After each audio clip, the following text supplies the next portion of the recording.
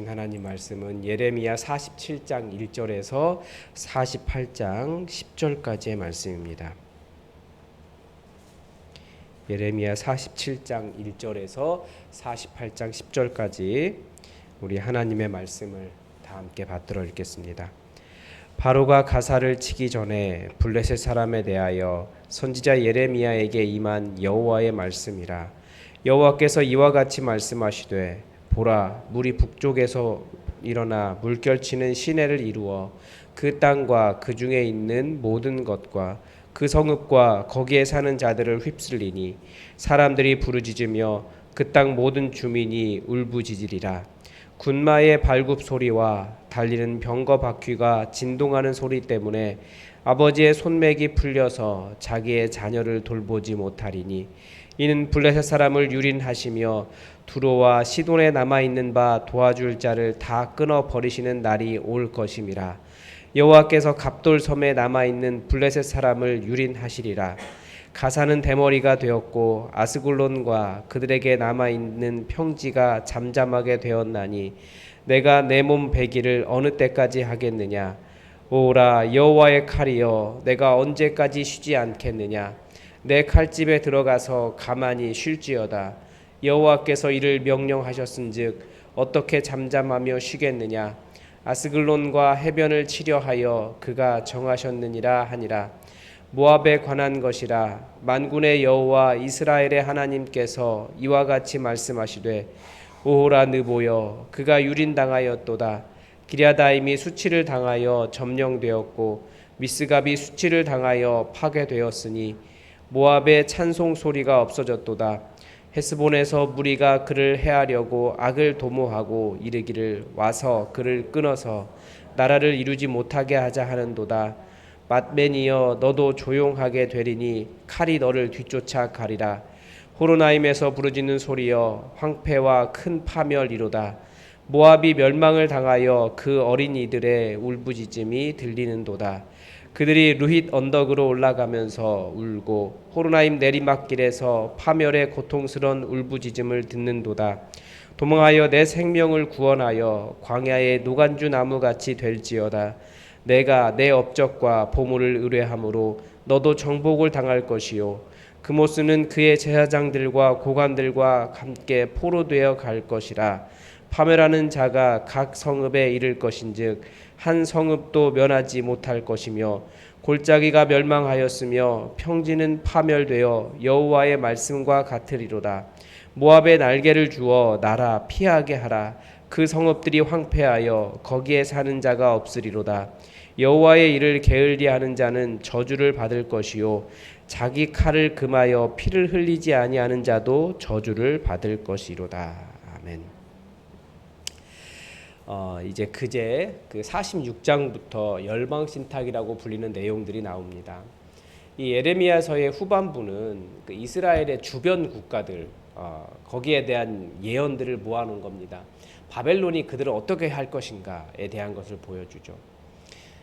예레미야가 한 자리에 앉아서 주변 국가에 대한 예언을 쭉 한 것이기보다는 그 주변 국가 열방들에 대해서 여러 번 나눠서 예언을 했을 것입니다. 그것을 이제 나중에 예레미야가 진짜 선지자였구나, 이것을 깨달은 후대 사람들이 예레미야의 예언을 다 이렇게 모아놓은 거예요.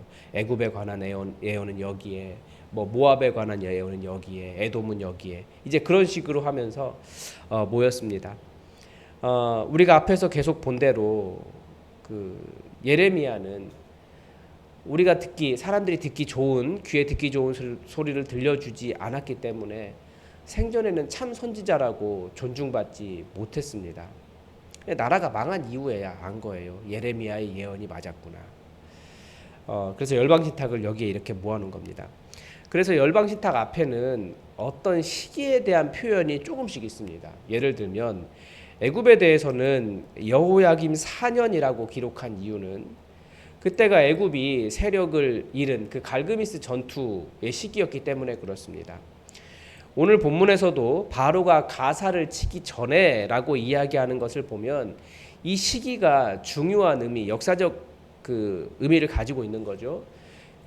우리는 그냥 읽을 수 있지만 이 기원전 609년 정도 되는데 그리스 역사가 헤로도토스가 이 시기가 기원전 609년 정도라고 말을 하고 있고, 아마 이집트와 바벨론이 충돌하고 거기에서 요시야 왕이 전사한 그 해를 예언한 것으로 그렇게 보입니다. 이때 이스라엘 해안 지역에 거주하는 블레셋이 바벨론에 의해서 완전히 유린당하게 될 것이다 라고 예언한 겁니다. 우리는 이미 역사의 결과를 알고 있기 때문에 너무나 당연하게 이 내용들을 읽지만, 아마 당시에는 이 내용들이 정말 그럴까? 저렇게 강력한, 저렇게 평안한, 저렇게 안전한 블레셋이 저렇게 무너질까? 이 예언대로 될까? 아마 의문을 가졌을 것이고, 이 예언이 이루어진 후에야 비로소 정말 그런 일이 일어나는구나 라는 것을 깨달았을 것입니다. 먼저 블레셋에 대한 예언, 예레미야의 예언은 한 5가지 정도가 됩니다. 첫째는 그들을 치는 세력이 북쪽으로부터 올 것이다 라는 것입니다. 이 북쪽에서 오는 세력은 당연히 바벨론을 의미합니다. 애굽에 대한 예언을 할 때도, 유다에 대한 예언을 할 때도 전부 다 치는 세력이 북쪽에서 올 것이다 라고 다 이야기하고 있는데, 다 바벨론인 거죠. 둘째는 그 잔인함이 너무나 심해서 아버지가 맥이 풀려서 자기 자녀도 돌보지 못할 정도로 공포스러울 것이다 라고 이야기합니다. 셋째는 블레셋을 도와줄 것이라고 외교적 협약이 되어 있는 두로나 시돈이 이미 무너져서 도와주지 못할 것이다 라는 것이고, 넷째는 블레셋이 건너왔다고 하는, 그러니까 블레셋이 원래는 이스라엘이 여러분 보시기에 이렇게 있으면 해안가에 블레셋이 있었는데, 여기 갑돌이라고 하는 섬, 이 크레텐가 그럴 겁니다. 그 섬에서 이렇게 넘어온 거예요. 이 섬마저도, 원래 있던 이 섬마저도 해안 바다에 있는 거지만 블레셋 사람들에게 유린당할 것이, 바벨론 사람들에게 유린당할 것이다, 그렇게 이야기하고, 다섯째는 그래서 그 땅에 남은 자가 없을 것이다. 드디어 블레셋이 완전히 없어지는 것입니다. 그래서 그 사람들의 상태를 이 대머리에 비유해서 참 마음이 아프긴 하지만 어쨌든 표현이 그렇습니다. 그러니까 머리 다 깎고 슬퍼하고 다 울고 그렇게 될 거라는 겁니다. 47장 6절과 7절에서 왜 이렇게 하시나에 대한 선지자의 해석을 볼 수 있습니다. 첫째는 바벨론이 지금 여호와의 칼, 심판의 칼의 역할을 하고 있다는 것을 보여줍니다. 사람들은 다 이 잔인한 바벨론이라는 칼이 칼집에 들어가서 잠잠하기를 바라지만, 하나님께서 명령하신 일이기 때문에, 하나님께서 정하신 일이기 때문에 그 칼이 절대 잠잠하지 않을 것이다 라고 말합니다. 굉장히 무서운 말이죠. 그러니까 우리 보고 너희가 여호와의 칼이다, 심판의 역할을 해라, 그런 의미가 아니고 바벨론에 대한 이야기를 하는 겁니다. 블레셋은 이스라엘을 괴롭혀온 전통적인 대적입니다. 하나님께서 바벨론을 일으키신 이유는 오랫동안 이스라엘 자손을 괴롭혀온 블레셋에 대해서 심판하신 것입니다. 하나님의 뜻, 그 블레셋을 심판하기까지 하나님의 칼인 바벨론은 쉬지 않을 것이다 라는 거죠. 그리고 이어진 예언은 모압 예언입니다. 48장이 굉장히 긴데 48장 전체가 모압 예언입니다. 그래서 금요일, 토요일까지 계속 본문이 이어집니다. 모압 예언이. 모압은 가나안 땅을 이렇게 봤을 때 요단강을 건너면 그 위쪽에 이 아르논 강이라고 하는데, 그 위쪽이 암몬, 그 아래쪽이 모압입니다. 지금 암몬 같은 경우는 그 위쪽이 아무튼 암몬, 아래쪽이 모압인데, 그 이스라엘 주변 국가들은 이 블레셋을 제외하고는 사실 원수가 아니라 형제 국가들입니다. 그런데 모압도 유린당하고 수치를 당하고 파괴될 것이라고 예언합니다. 여러 지명이 등장하는데 모든 곳이 비극과 눈물이 가득할 뿐입니다. 블레셋과 똑같이 자녀에 대한 이야기가 나오는데, 블레셋은 놀라서 아버지가 자녀를 돌보지 못한다라고 했는데, 모압은 멸망을 당해서 그 어린 아이들이 부르짖는다라고 예언합니다. 그러니까 전쟁이 일어나면 가장 약자들, 특히 어린 아이들이 어려움을 많이 당합니다.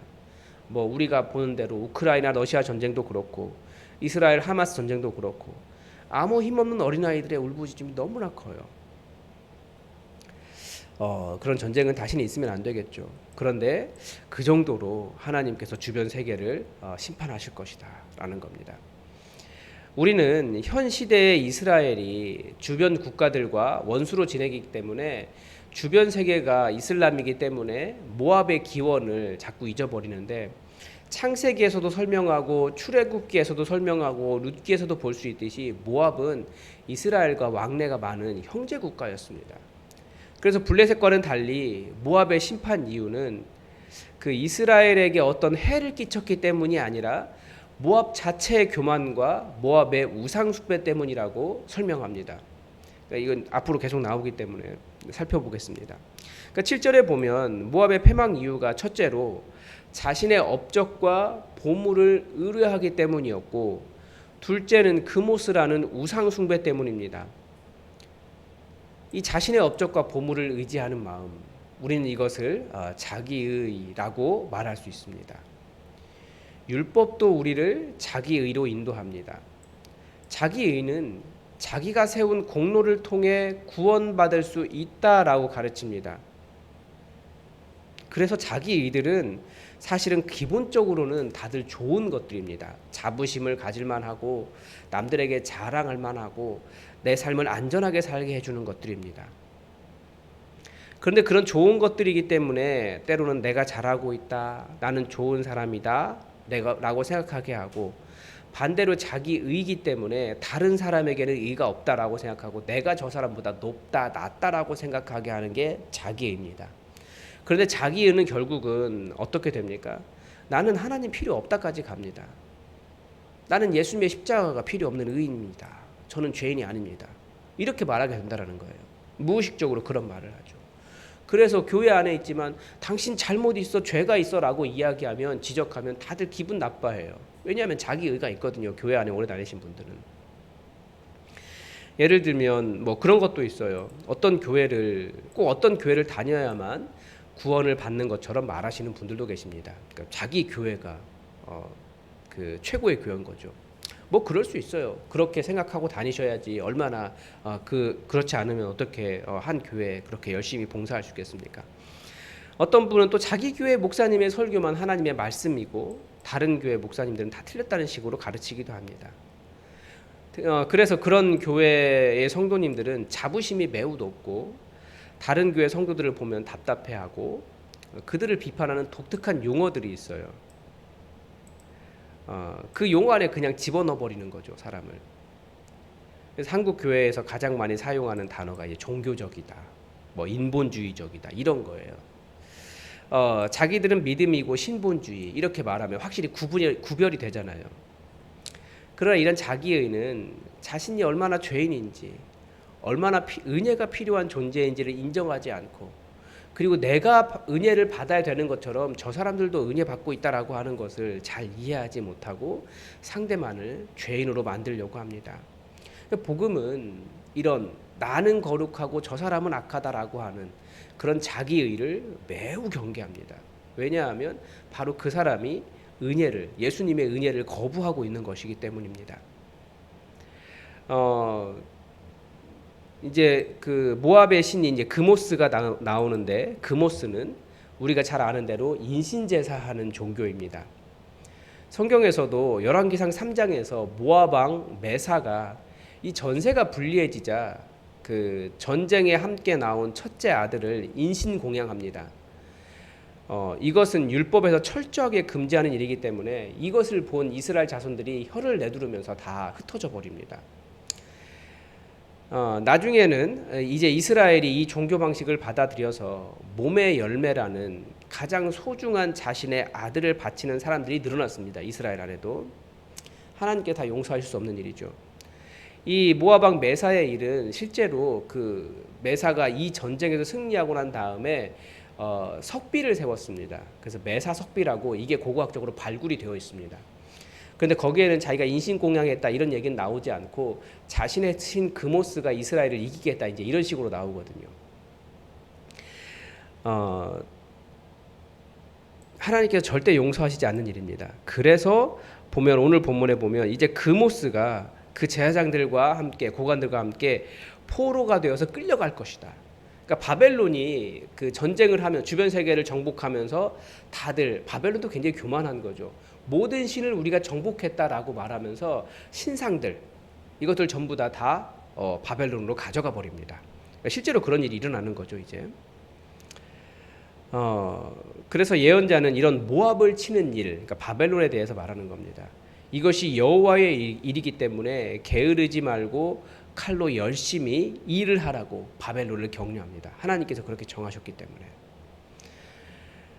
우리 하나님은 역사의 주관자이십니다. 하나님은 반드시 정의를 이루십니다. 특히 교만한 자에게 하나님은 심판하십니다. 그래서 지금은 억울할 수 있지만 하나님께서 행하시는 일을 기다려라 라고 하는 거예요. 하나님은 반드시 정의를 이루시기 때문에 하나님께서 반드시 이 역사 안에서 이 일을 이루십니다. 그래서 우리가 교만하지 않고 겸손하게 하나님의 뜻을 구하고 자기 의로 나를 감싸고 포장하기보다 나는 하나님의 은혜가 필요한 사람이다. 항상 잊지 않고 예수님의 은혜를 바라는 구하는 그런 믿음의 삶이 되시길 바랍니다. 오늘도 하나님의 뜻이 우리에게 이루어지기를 주기도문으로 기도하겠습니다. 하늘에 계신 우리 아버지, 아버지의 이름을 거룩하게 하시며 아버지의 나라가 오게 하시며 아버지의 뜻이 하늘에서와 같이 땅에서도 이루어지게 하소서. 오늘 우리에게 일용할 양식을 주시고 우리가 우리에게 잘못한 사람을 용서하여 준 것 같이 우리 죄를 용서하여 주시고 우리를 시험에 빠지지 않게 하시고 악에서 구하소서. 나라와 권능과 영광이 영원히 아버지의 것입니다. 아멘. 여러분 오늘 수요 기도회가 있습니다. 우리 수요 기도회 시작 전에 5시부터 음악을 틀어놓고 우리 함께 기도원처럼 기도하려고 하는데 우리 교회 기도가 달라지는 그런 계기가 될 수 있도록 또 가능하신 분들이 함께 나와서 하나님께 간절히 부르짖어 기도하는 시간 될 수 있도록 여러분 함께 중보해 주시기 바랍니다. 그리고 내일부터 청년부 수련회 가는데 은혜 가득한 수련회 될 수 있도록 안전한 수련회 될 수 있도록 함께 기도해 주시기 바랍니다. 또 코로나 환자가 한 4배 가까이 늘었다고 하는데 팬데믹으로 어려움 겪지 않도록 함께 기도해 주시기 바랍니다. 다 함께 기도하겠습니다.